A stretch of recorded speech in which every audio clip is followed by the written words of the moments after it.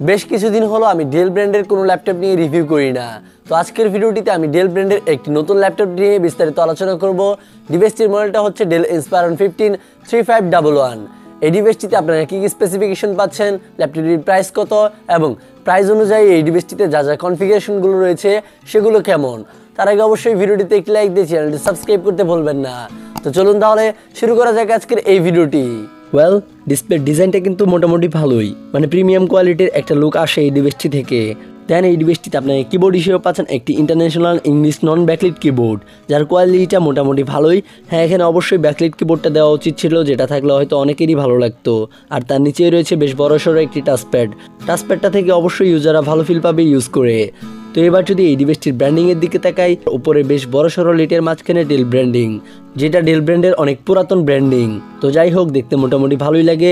অবশ্যই এর মধ্যে আরও ইউনিক কিছু করা উচিত। তো এবার আমরা এই ডিভাইসটির কনফিগারেশনগুলো দেখে নেব। কনফিগারেশনের শুরুতেই আপনাদেরকে এই ডিভাইসটির গ্রাফিক্স কার্ডটা সম্পর্কে জানিয়ে দিই। এই ডিভাইসটিতে আপনারা গ্রাফিক্স কার্ড হিসেবে পাচ্ছেন NVIDIA GeForce MX350 with 2GB GDDR5 graphics, যেটা কিন্তু বেশ ভালো মানের একটি গ্রাফিক্স কার্ড। ডিভাইসটি দিয়ে আপনারা চাইলে গেমিং থেকে শুরু করে ভিডিও রিডিং এবং চাইলে ফ্রিল্যান্সিংয়ের মতো যে কাজগুলো রয়েছে সেগুলো খুব ভালোভাবেই রান করতে পারবেন। বেশ ভালো মানের একটি ডিভাইস এবং গ্রাফিক্স কার্ডটাও বেশ শক্তিশালী। সেই সাথে আপনারা এই ডিভাইসটিতে প্রসেসর হিসেবে পাচ্ছেন ইন্টেল কোর i5 11 জেনারেশনের প্রসেসর, যার মডেলটা হচ্ছে 1135G7, যার বেস ক্লক স্পিড হচ্ছে 2.40 GHz আপ টু 4.20 GHz। প্রসেসরটিতে আপনারা ক্যাশ মেমোরি হিসেবে পেয়ে যাচ্ছেন 8MB ক্যাশ মেমোরি। এটিও কিন্তু বেশ শক্তিশালী একটি প্রসেসর। আশা করছি প্রসেসর এবং গ্রাফিক্স কার্ডটা মিলিয়ে দারুণ একটা পারফরমেন্স আপনারা পাবেন। ডিভাইসটিতে আপনারা ডিসপ্লে হিসেবে পাচ্ছেন 15.6 ইঞ্চির একটি LED backlit full HD display, যার রেজুলেশন হিসেবে থাকছে 1920x1080 পিক্সেল। ডিসপ্লে কোয়ালিটিটাও বেশ ভালো। আশা করছি ডিসপ্লেটা থেকে আপনারা ভালো একটা পারফরমেন্স পাবেন। আর এই ডিভাইসটিতে আপনারা র্যাম হিসেবে পাচ্ছেন 8GB DDR4 র্যাম, যেটা হচ্ছে 2666 মেগাহার্টজের। মোটামুটি মিড হাই লেভেলের যে কাজগুলো রয়েছে সেগুলোর জন্য মিনিমাম 8GB পর্যন্ত র্যাম থাকলে সেই কাজগুলো খুব ভালোভাবেই রান করানো যায়। দেন ডিভাইসটিতে আপনার ব্যাটারি হিসেবে পাচ্ছেন 3 cell 41AH একটি ব্যাটারি, যার ব্যাটারি ব্যাকআপটা অ্যারাউন্ড আমার মনে হয় 4 থেকে 5 ঘন্টা প্লাস হয়ে যাবে। অবশ্যই একজন হেভি ইউজারের ক্ষেত্রে এর থেকে একটু কমে আসবে, আর যারা একটু ডে টু ডে ইউজ মানে নর্মাল ইউজ করবেন তারা হয়তো ব্যাটারি ব্যাকআপটা আরেকটু বেশি পাবেন। এই ডিভাইসটির ওপরের টপ বেজেলে রয়েছে একটি ওয়েবক্যাম, যেটি হচ্ছে 30 fps এর একটি HD ওয়েব ক্যামেরা। টুকটাক ভিডিও কলিং এর কাজটা এই ডিভাইসটি দিয়ে আপনারা খুব ভালোভাবেই কমপ্লিট করতে পারবেন।